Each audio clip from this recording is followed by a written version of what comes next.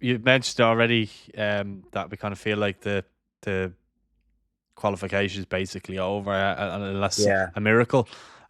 No, we do believe in miracles and we do hope it happens, but yeah, the I'm likelihood with is you. it's not going to happen if we're Yeah.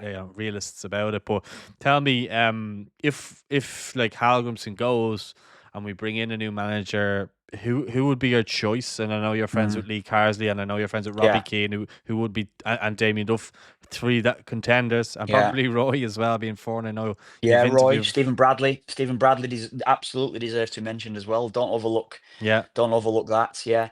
I personally, what you're asking me the question, who um, I think he was gettable before, and he is my friend. I know that, but I know he would be the right man for the job. I think the FAI should just go and offer Lee Carsley the job. I think they should go and try and just get him, try to get him, do whatever it takes to make sure that he would be the next Ireland manager. Um, I don't think that's going to be the case. I don't think that's going to be done. I think they made a balls of the whole appointment of Halgrimson, and the whole mess of the time after Stephen Kenny was a mess. You can't overlook that. You know, the lies that were being spun to us all regarding the appointment of managers and things like this, and the time frame that was going into it.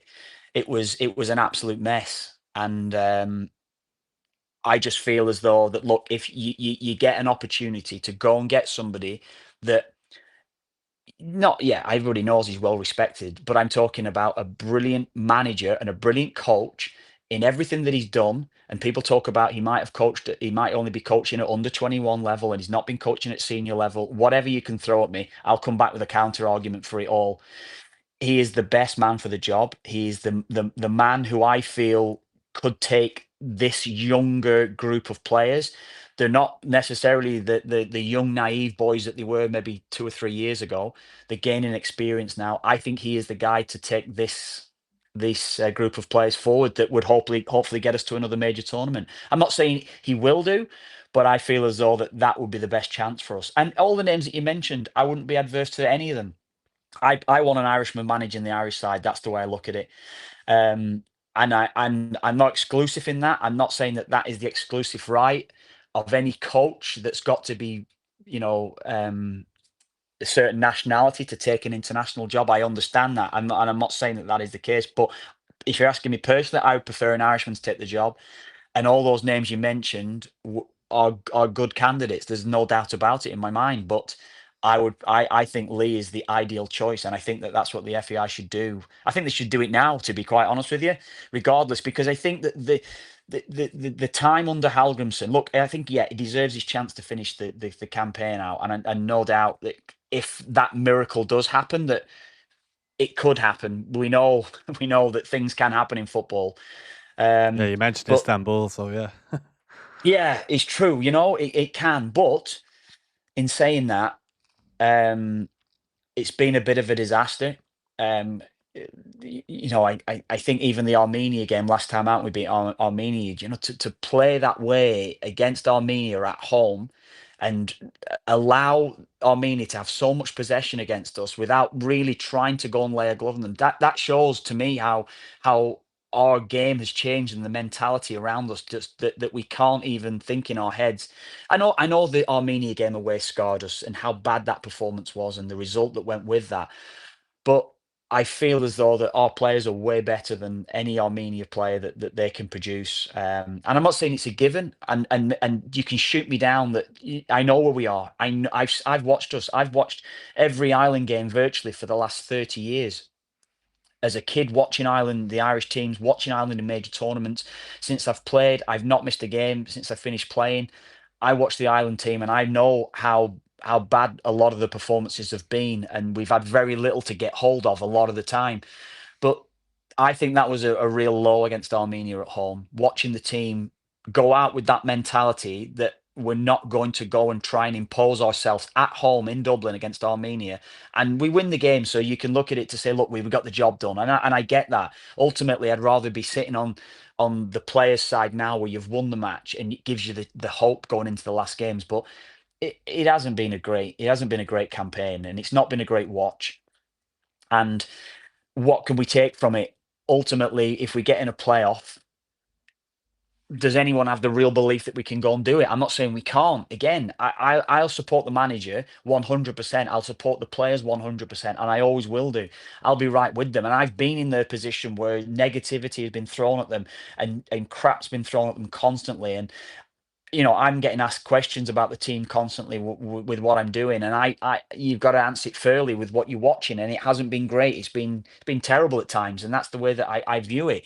But as I said, I've been there, so I support them totally, and I will always do that. And I think that a majority of players, of our guys of my generation as well, will always do that. But we want the team at major tournaments. We want to be winning games. We want to have something that we can all get hold of, and have something special. That the memories of supporting the team come back to my memories of '88 and '90. You're obviously saying 2002. We've had such a we're losing generations of supporters of not going to major tournaments. Now we're going to be at the Euros probably next time out. I think that's highly likely, isn't it, that we will be there. um I feel as though that we need to get something in place now that we're competitive in the Euros in 28. I think that's ultimately where we've got to be. And I feel that if we've got someone like Lee who will be taking the team forward with his development knowledge, with his ability to put structures in place to build winning teams, I feel as though he's the perfect candidate with what he's achieved. And he's been coaching now for a very long time. He's got 15 years experience at various levels and within various environments. He's got so much experience now, that I think he could help build a new FAI as well that needs to be built. And I think we're all in agreement with that, that the whole structure of our game has been undervalued. Our national league has been undervalued by our own association, not by outsiders looking in. Our own association has undervalued our own league. We've saw no value in our teams performing to a certain level, and really pushing the standards of our own league. It's come from within. The success of the League of Ireland has come from within the league, by the supporters, by personnel that have given up so much time. That's a national tragedy, in my opinion. That the way that our league has been neglected, the way that our players have been neglected for such a long time, and the credit that the League of Ireland, sorry, are getting now is down to them solely. It's down to within the league and what's been done. And people, I know there are a lot of great people that work at the FAI that have been so, you know, that want to push the league forward, that have wanted to push the league forward, but they've been in the minority because the overall structure of the FEI historically has been negative, as a negative feeling towards our own national league, which is a disgrace. It has been a disgrace, and you can't overlook that. And as I said before, I lived in Ireland for 5 or 6 years, and the negative feeling towards our own national association by our own fans, as it was awful to see, because as a player we didn't see it. We were in a bubble. We were coming in to play for the international team, and then get on a plane and go home, because you've got a job to do, and that's all it was about. You play poorly, you get stick, fair enough. You play well, you get the accolades, fair enough. But we weren't seeing the bigger picture as players. We weren't seeing what was happening within our own national organisation that was overlooking our own league. And I hope that now we see the light a little bit, that we've got people in place that can take the FAI forward and take the league forward. And also, we need someone at the head of our coaching department, i.e., the national team head coach, that can oversee things. And that's both the women and the men. Don't get me wrong, but our men's national team head coach has such a responsibility to the full structure of the League of Ireland and the FAI. The whole structure of our development has to come from our head coach. And there's one man for me that can do that, that can help restructure it all, and that's Lee. And I know I'm biased, but I know what he can bring. And I think we missed a trick last time out. I really, really do think we missed out on 2 years development, or 3 years development, whatever it's going to be, after Stephen Kenny left. Yeah, well, it's nice to hear someone speak so passionately about these sort of things, because I think as fans we want to hear that sort of stuff, and we want to kind of probably find the answers to these questions, and solving the problems that are at hand. And if Lee is that person that can do it, great. I mean, I've met him a few times. I like him personally. I'd love to see him in there. I think now is probably the perfect time that we could get him, because he's, he Yeah, didn't get the England job. He's gone kind of back down to the yeah, England under 21s, which is still a good job for him. But yeah, I yeah. think if he ever wanted a job to, he could really uh, give himself a career with. Now, the only thing I Mm. would say with the Ireland job is it could go one way or the other. If it goes successful, Yeah, great. If it doesn't, then he's always judged against but that, like Steve Staunton, maybe. yeah, but Paul, he knows that he's got, and when I go back to the experience that he has got more experience than Steve Staunton had in Yeah, coaching. So that you could always throw that at Steve Staunton. You can't throw that at Lee. I said I'll counteract every argument that you could throw at me, and I'll take them. I know what you're trying. I know what you're saying to me there. Um, he'll know more than anyone, Paul, which way it can go. He knows how quickly football can turn and everything that can go against you. He'll know that we're probably not at the level that we need to be to seriously compete, but it is about building something for the future and building a team for the future around certain personnel that we've got, because we've got good players. Let's not overlook the fact we've still got good players in our team right now. We've got a good core that we can build up, that we can build yeah, from, and with the addition of other players that can come in around that core, we will have a competitive side. We should have a competitive side now, more competitive side. So whatever whatever anyone can throw at you around people that should or shouldn't take the job, if you're talking specifically about Lee, I will probably give you an argument that would absolutely say that he's the ideal candidate, and he is the ideal candidate. Honestly, he's the ideal candidate for the job. And what I would say off it as well, Paul, is the FAI should just go and get him, or try to get him, not go through this whole interview process that they went through last time to go, we need to interview 50 people, because it did seem like all these names that were being banded around, and a lot of names that we never heard have come out since, that this guy was interviewed and that mm. person was interviewed. Solskjaer was one. Yeah, Yeah, random names like Solskjaer was like, I'm not saying that Ole Gunnar Solskjaer would not be, would not do well, because sometimes you get a bit of luck, but does any Irish fan really think that he is that would be the right man for the FEI structure, to know everything around a certain system top to bottom, know how to build something? I wouldn't think that Ole Gunnar Solskjaer would be that man. I wouldn't And either. I think that would be fairly obvious to a lot of people. I would think that, whereas you've got somebody here that it is obvious. So that's where I feel on that. Yeah, I really think that. Yeah, no, I wasn't arguing your claim. I'm just saying, like, it could be seen as both No, ways as well. Yeah, I know that you've got a lot. Yeah, and there is, and valid points that could be made and should be made as well. I'm not just throwing out a name here for the sake of throwing out a name to you.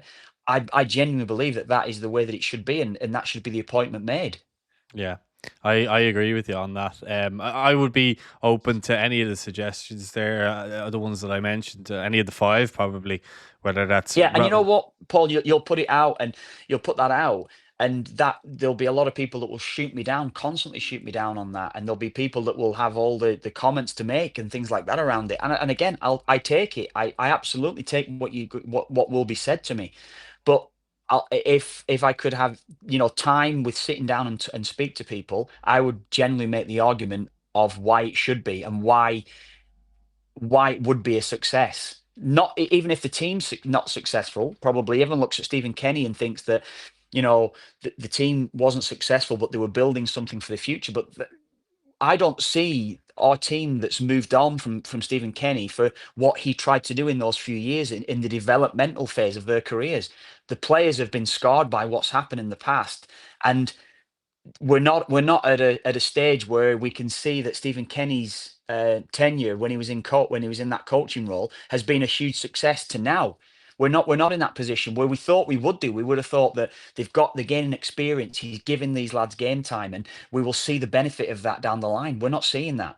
So I feel as though that it almost has to be a little bit of, we might need to be going down on the 21 level, seriously looking at the 14s, 15s, and all these sort of levels now, what we're doing with our guys, because we know we're falling behind. We know that. We know that the investment in our game is seriously lacking. We know that every other league around Europe, every other team, national team around Europe have got way more funding than we have. So for us to compete against some of the nations now that we considered at one time, would have been 3 points if it was a qualifier, or a win if it was a friendly.